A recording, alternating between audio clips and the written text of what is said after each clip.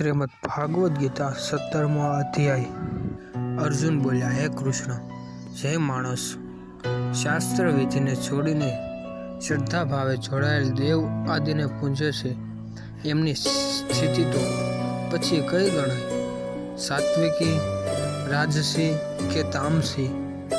શ્રી ભગવાન બોલ્યા, માણસોની એ શાસ્ત્રીય સંસ્કારો વિનાની કેવળ સ્વભાવમાંથી જન્મેલી, જે શ્રદ્ધા શાસ્ત્રો વાંચવા સાંભળવાથી જન્મી નથી, પણ પૂર્વના અનેક જન્મોમાં તેમજ આ જન્મમાં કરેલા કર્મોના સચ્ચિત સંસ્કારોમાંથી જન્મી છે।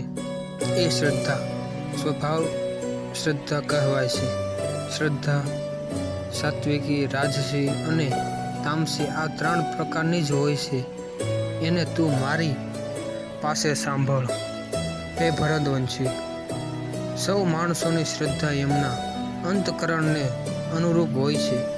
આ જીવાત્મા શ્રદ્ધામય છે, માટે જે માણસ જેવી શ્રદ્ધા રાખનારો છે એ પોતે પણ એવા જ સ્વભાવનો છે। સાત્વિક માણસો દેવોને પૂજે છે, રાજસી માણસો યજ્ઞ અને રાક્ષસોને તથા બીજા જે તામસી માણસો છે તેઓ પોતે અને ભૂતોને પૂજે છે। બીજા જે માણસો શાસ્ત્ર વિધિ વિનાનું માત્ર મનમાન્યું ઘોર તપ આચરે છે તથા દંભ અને અહંકારથી ભરેલા તેમજ કામના, આસ્તિક અને બળના અભિમાનથી પણ ભરેલા છે, તથા જે શરીરરૂપી રહેલા ભૂત સમુદાયને 5 મહાભૂત મન, બુદ્ધિ, અહંકાર, 10 ઇન્દ્રિયો અને ઇન્દ્રિયોના 5 વિષયો, આ 23 તત્વોના સમૂહનું નામ ભૂત સમુદાય છે।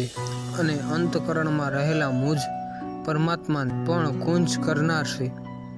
શાસ્ત્રો કરતા અવળું મન માન્યું ઘોર તપ આચરીને અને વિવિધ જાતના ભયાનક આચરણો વડે શરીરને સૂકવી નાખવું તથા એમાં જ આચરણોથી અંતકરણમાં રહેલા પરમાત્માના અંશ સ્વરૂપ જીવાત્માને પણ ક્લેશ પહોંચાડવો, એનું નામ ભૂત સમુદાય અને અંતર્યામી પરમાત્માને કુંજ કરવા કહેવાય છે।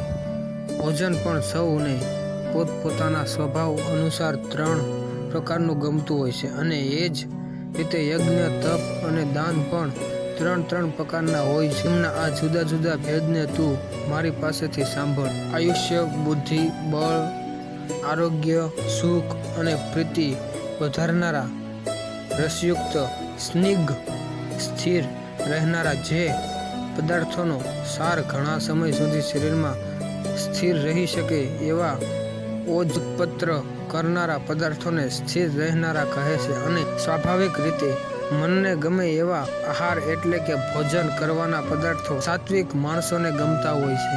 કડવા, ખાટા, ખારા, ઘણા ગરમ, તીખા, ભૂંજેલા, દાહ જન્માવનારા અને દુઃખ, ચિંતા તથા રોગોને જન્માવનારા આહારો રાજસી માણસોને ગમતા